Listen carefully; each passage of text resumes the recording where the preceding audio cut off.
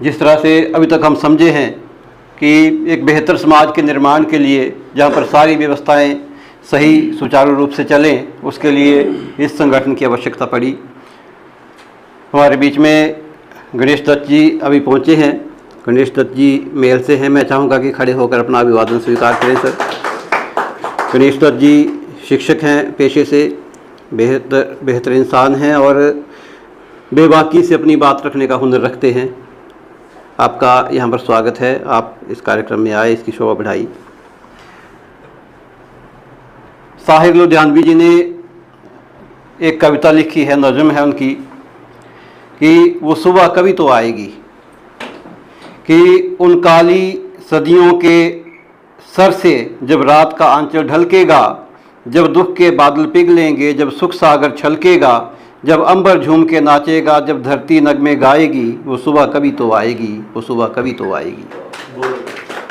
कि मजबूर बुढ़ापा जब सूनी राहों की धूल न फांकेगा, मासूम लड़कपन जब गंदी गलियों में भीख न मांगेगा, हक मांगने वालों को जिस दिन सूली न दिखाई जाएगी, वो सुबह कभी तो आएगी, वो सुबह कभी तो आएगी। यहाँ पर अभी जो हमें सेकंड मीटिंग आज चंबा डिस्ट्रिक्ट में हो रही है, हमारे बीच में रोशन ठाकुर जी मौजूद हैं। मैं आपकी जानकारी के लिए बता दूं सर, यहाँ पर जो भी लोग मौजूद हैं, एक्चुअली जब नई नई मुलाकात होती है, हमें आपके व्यवहार का या आपके नॉलेज का या आपकी पर्सनैलिटी का उतना आभास नहीं रहता। नए नए पहली मुलाकात आपकी डुंडियारा बंगला में हुई, आपकी भी कोशिश रहती है, हमारी भी रियलिटी सी बात है, हम भी जज करने की कोशिश कर रहे थे कि किस प्रकार के लोग हैं, कैसे लोग हैं, क्या करेंगे क्या नहीं करेंगे। और मुझे लगता है कि आपके दिमाग में भी ऐसी बातें चल रही होंगी। नेचुरल जब दो लोग मिलते हैं तो एक दूसरे का मतलब समझने की कोशिश करते हैं। आज दूसरी मीटिंग है, हम लोग और बेहतर तरीके से एक दूसरे को समझेंगे। ये जो लोग यहाँ पर आपको पिछली मीटिंग में भी मिले और जो आज की मीटिंग में देखने को मिलेंगे, ये लोग समाज के लिए जो कार्य कर रहे हैं उनको गिनाया नहीं जा सकता। रोशन ठाकुर जी की बात मैं करूं तो जो जज्बा इनके अंदर है वो बड़े कम लोगों में ऐसा देखने को मिलता है।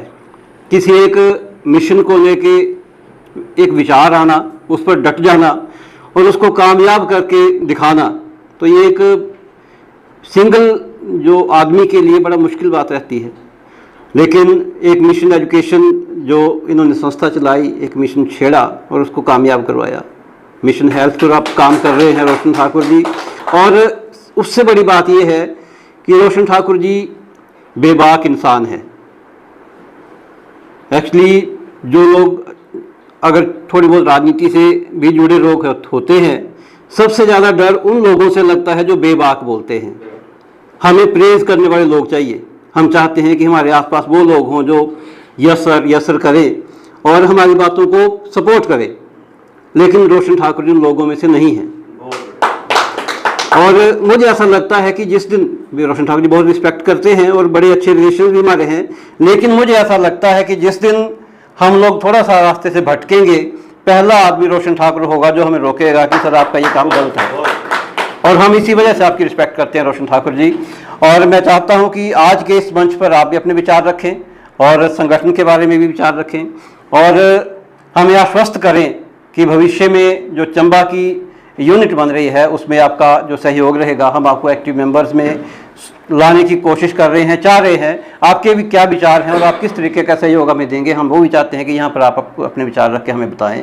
तो आपका स्वागत है सर मंच पर। आज की इस मीटिंग में मेरी ओर से हमीरपुर से राष्ट्रीय एकता बल ट्रस्ट की टीम जो आई है, आपका बहुत बहुत धन्यवाद और स्वागत है कि आज हम जो कुछ एक सोच हमारे दिल में है या जो हम जज्बा रखते हैं लोगों की सेवा करने के लिए, या जो एक कुदरत भगवान ने हमारे अंदर एक आत्मा में हमारे जागृति पैदा की है कि हम भी कुछ गरीब लोगों के लिए या लाचार लोगों के लिए या जो कहीं से बेचारे प्रताड़ित हैं उनके लिए कुछ करें। तो उसके लिए आप इतना बढ़िया मौका हमारे लिए दे रहे हैं, तो हम तो अपने दिल से चाहेंगे और आपके साथ काम करना चाहेंगे ताकि हम भी जो हमारे दिल में बात है जो हमारे दिल में जज्बा है वो हम आपके साथ मिलकर ज़्यादा से ज़्यादा लोगों को फ़ायदा दे सकें। इसके लिए आपका बहुत बहुत धन्यवाद, इतनी दूर से आप आए और हमारे बीच आज दूसरी मुलाकात है आज हमारी। कुछ एक बातें हैं जो दिल में पहली बार मैंने आपको सुना, एक दो माफ़ी चाहूँगा लेकिन बोलूँगा ज़रूर। मेरे मन में एक दो सवाल हैं, मैं आपसे ज़रूर पूछना चाहूँगा। खैर आज से पहले भी किसी ने किए होंगे, पहली मीटिंग में मैंने सुने थे। उसके बाद मेरे दिल में एक थोड़ा खलल था उस बात को लेके। जैसे आपने बोला था कि लोगों की समस्याओं का जो आप हल कर रहे हैं उसके लिए आपने एक ईमेल आईडी के थ्रू या फ़ोन कॉल के थ्रू करना चाहेंगे। इसके लिए एक सरकार ने सर स्कीम चलाई है 1100। मैंने खुद उसको ट्राई किया हुआ है और मेरे को उसके बड़े पॉजिटिव रिज़ल्ट मिले हैं सर, बड़े पॉजिटिव रिज़ल्ट।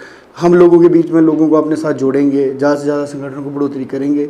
लेकिन मेरे दिल में ये एक सवाल आता है सर कि ये चीज़ें हमें एक खलल देगी। मैं इसका आंसर आपसे ज़रूर चाहूँगा कि लोगों को हम इस चीज़ के लिए कैसे संतुष्ट करेंगे। लोग ये हमेशा पूछेंगे कि जो काम आप कर रहे हैं वो तो गवर्नमेंट ने फैसिलिटी दे रखी है और वो करेंगे। 1100 में मैंने खुद ट्राई किया हो सर, मैंने एक बार नहीं, मैंने 5 6 7 8 बार 10 बार उसको ट्राई किया और मेरे को हर बार उसका पॉजिटिव रिजल्ट मिला है। तो हम उसको छोड़ के आपके साथ क्यों जुड़े और क्यों आपके साथ ऐसा हम करने को, मतलब आप क्या एक्स्ट्रा करके देंगे हम, जबकि वो गवर्नमेंट ने आपको एक अच्छी फैसिलिटी दी हुई है। पहले दिन से ही मेरे दिल में ये, जब मैंने आपको सुना था उस दिन आप पहला बार हमारे इलाके में आए, मैंने जायज़ नहीं समझा उस दिन, पहली बार आए थे, मैं पहले दिन ऐसे ही कोई बात कर देना मैंने मुनासिब नहीं समझा। लेकिन क्षमा चाहूँगा आज इसके लिए कि मेरे को बोलना पड़ा।